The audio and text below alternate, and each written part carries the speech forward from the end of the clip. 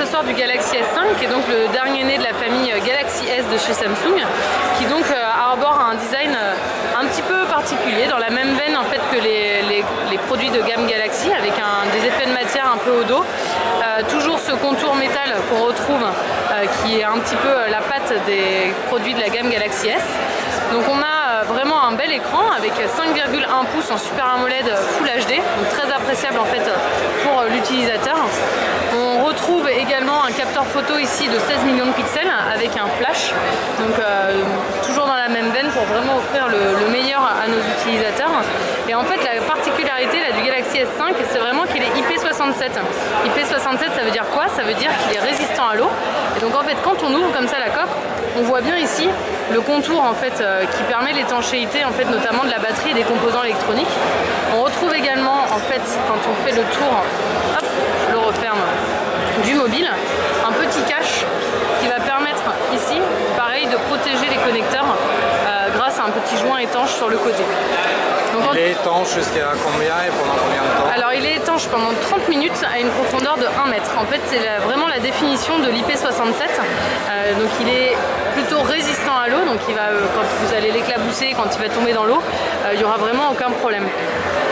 Ensuite en termes de connectivité, on est sur, donc comme je vous l'ai montré, un port USB 3.0. On retrouve ici la prise jack et un capteur infrarouge sur le côté. Dans les touches physiques, on a bien la touche on-off sur le côté. Et de l'autre côté, nous avons la touche de volume.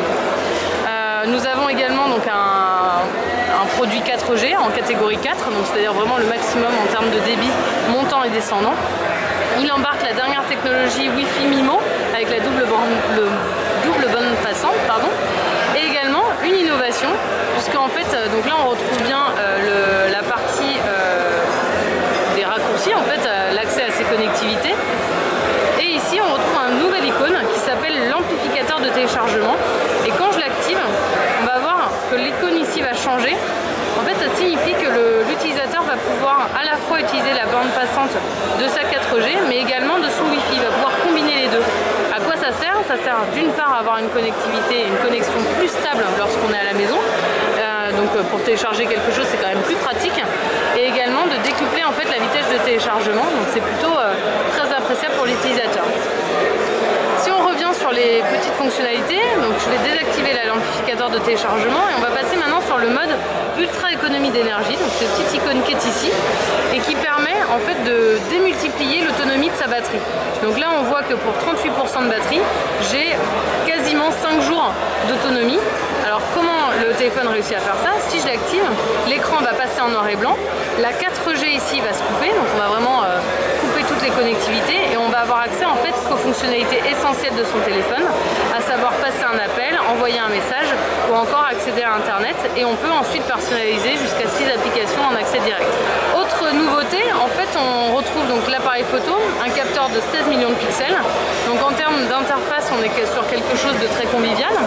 On a donc les modes que vous connaissez sûrement déjà avec le Galaxy S4. On retrouve bien sûr le mode panorama, le mode dual caméra, la décomposition d'un mouvement d'une image, etc., etc. Mais la grosse innovation se situe dans l'autofocus, puisque l'autofocus est le plus rapide aujourd'hui, puisqu'il fait la mise au point en 0,3 secondes. On est vraiment en quasi instantané. Ici par exemple, donc là on voit bien le premier plan, l'arrière-plan, donc là je vais pouvoir récupérer hop, la mise au point, faire la mise au point donc soit sur l'élément le plus proche, donc on voit bien que le reste est passé en flou, soit à l'arrière-plan où là le téléphone va passer en mode flou, ou alors la mise au point sur les deux côtés en fait finalement. Donc on offre vraiment à l'utilisateur la possibilité de gérer ses flous en fonction du plan qu'il veut mettre en avant. On retrouve également l'ensemble des filtres gérés en live, comme ce qu'on avait en fait sur le Galaxy S4. En fait, ça c'est vraiment le processeur, parce que là on est sur un processeur cadencé à 2,5 GHz qui va permettre cette fluidité et cet aperçu vraiment en live. Donc voilà, donc ça c'était sur la partie appareil photo. Et ensuite dans les points vraiment différenciants de ce téléphone, on a tout l'écosystème qui est lié en fait au bien-être et au sport, notamment à travers l'application S-Health. Donc si on entre dans cette application que vous connaissez sûrement déjà, on a une nouvelle interface un peu plus conviviale beaucoup plus simple d'utilisation qui va permettre de nouvelles fonctionnalités en plus du podomètre qu'on avait déjà. Donc notamment la possibilité d'avoir son cardio-fréquence mètre accessible depuis son téléphone. Donc ici en fait j'ai un